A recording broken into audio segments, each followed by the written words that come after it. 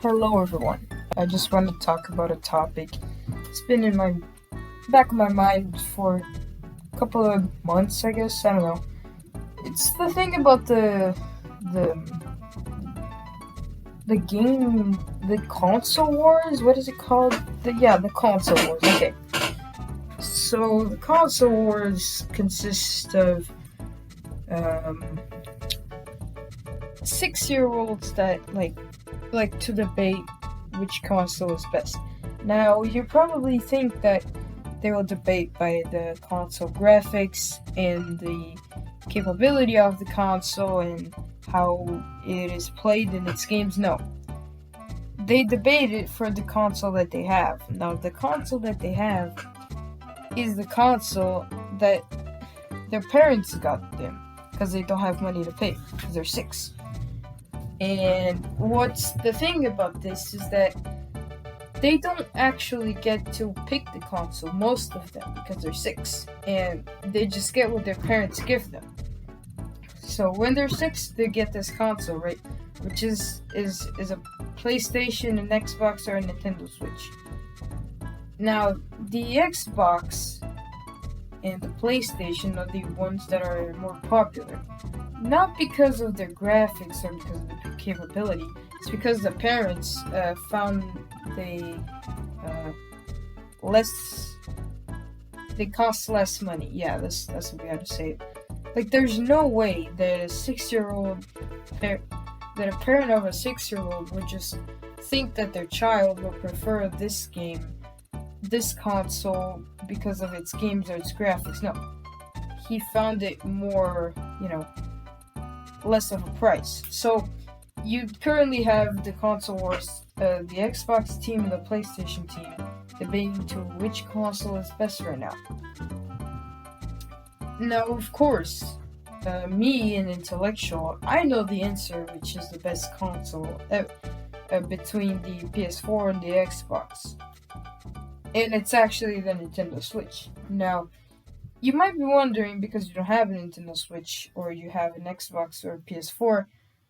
I mean, the PS5 is out now, but I rarely doubt that you have that right now. But the thing about the Nintendo Switch is that the console itself is good, okay? Now, the Xbox and the PlayStation are just two freaking boxes that stay in your living room. When you want, you boot it, you get the controller and you boot it up.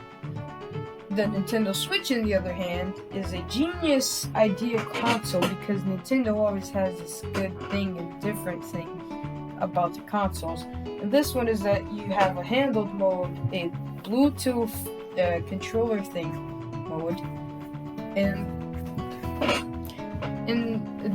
you can connect it to your TV and play the handled. Now, one of the best features of this console is multiplayer. Instead of buying a Xbox for your son and giving him a controller, and the son goes, "Oh, Dad, we're playing this game that is for 2 players, so can you buy me another controller?" The Nintendo Switch just says no, and you just straight up get the controllers and handle them to your friend, and that's how you play together. Boom. As simple as that. Fantastic, amazing concept and idea. Now, of course, the console is good, but I mean, Nintendo, it's not the best, but it's on its way. And now let's talk about the games, because you don't just buy the console because of the console itself. You buy it because of the game most of the times. Now, Nintendo is obviously the king of console exclusives, being that 70% of their good games are like console exclusives, okay? So, like, it's the only console where you can play Mario Odyssey, or the only console that you can play Breath of the Wild. I mean, you can play it on the Wii U, but I'm talking about, cross platform, like Xbox and PlayStation, you play a Mario game. None of it. That's illegal. You can't do that.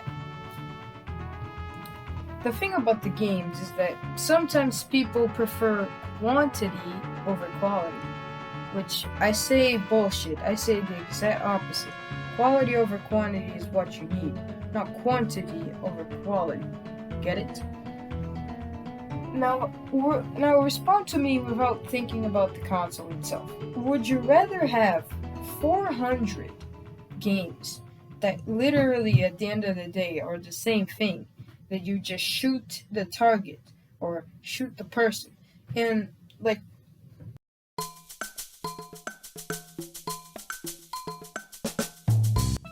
or would you rather have a fine quality experience that you will remember for the rest of your life, feel nostalgic about, rather than a game where you just shoot the enemy and you're probably gonna forget about it when you get the next game where you shoot the enemy? In the Nintendo Switch, you have the option of the quality thing that you remember for the rest of your life, which is a Mario game, which is a 3D platformer that has the perfect balance of the comedic and playable and enjoyable thing. And here's the other thing: the game is actually enjoyable. You don't just play like Super Mario Odyssey because you're trying to show off to your friend that you played it. No, you played it for fun. Now, for example, in Call of Duty Warzone, there's a billion possibilities. You could you could play Refrain and rage a bunch because the game is garbage and you're the one who's garbage. And with the Breath of the Wild or Mario Odyssey, it's completely the opposite. You play it your own way. You play it how you want. You have different combinations and challenges and speedruns of how to do it. Like, are you gonna speedrun Call of Duty? Like, who the fuck are you? Like, come on. And otherwise, as I said before, the game is actually fun. If you don't feel emotion while playing Mario Odyssey for the first time, you're a robot, okay? It's physically impossible. I'm just saying, like, you can't play Mario Odyssey for the first time, not feel some kind of emotion, or attachment to the game, or happiness, or drama, like, whatever you feel, I don't know. And of course, the quantity of the games is not the best thing, since I think I could divide it in a pyramid. You had the good games on top, which are the most expensive ones for a reason, which is like the Mario games, except for that one. Yeah, we can shove that one like in the carpet. Thank you very much. You had like Mario Odyssey or Breath of the Wild, which are like 50 or $60, I don't know. Or you had like Animal Crossing, which is one of the most popular games on the Switch, and some people just buy the Switch to play Animal Crossing or these games that I just stole right now. Or you could have Mario Kart or Smash Bros, even 3D All-Stars. And this year we got the Mario 3D World back with Bowser's Fury, which is another amazing 3D platformer. And you have Luigi's Mansion and Splatoon, which I'm not really the type of person who enjoys the Splatoon thing. I bought it and I really never played it, mostly because of the online thing. Let's shove that thing under the carpet as well. And there's something that people complain about, because they don't just have like these console exclusive games like Mario Odyssey, Mario Maker, Mario games in typical, and Zelda games, or Splatoon, or Animal Crossing, or Mario Kart. The examples, the basics. They also have like Undertale or Hollow Knight, which are like, and they have like thousands of indie games. And I said before, in the pyramid, you had like on top, you had the good games, which are like the big dog Mario games and the other Mario games and Mario Party and the Mario games. You know what I mean. On the middle, you have the indie games and remakes. And on the bottom, no wait, actually it's like the middle and the bottom are actually connected in the Nintendo Switch, because some of the indie games are bullshit. Like you have like these indie games which are sometimes only for the Nintendo Switch and Steam. Sometimes the game really slaps, sometimes it doesn't. And then you have the bad games which you rarely care the free games, which are like just barely even playable sometimes. Sometimes actually the game is actually good, but it's really difficult for it. Now, I didn't really say anything for the Xbox or the PlayStation because I don't actually have one. I mean, I get why people enjoy it, and I know that it's fun. But if I were to choose between one console, I think I would pick the Nintendo Switch. Because I'm also not really the type of person who would play a shooting game over a 3D platforming game, which is like, I think is my favorite genre of video game, to be honest.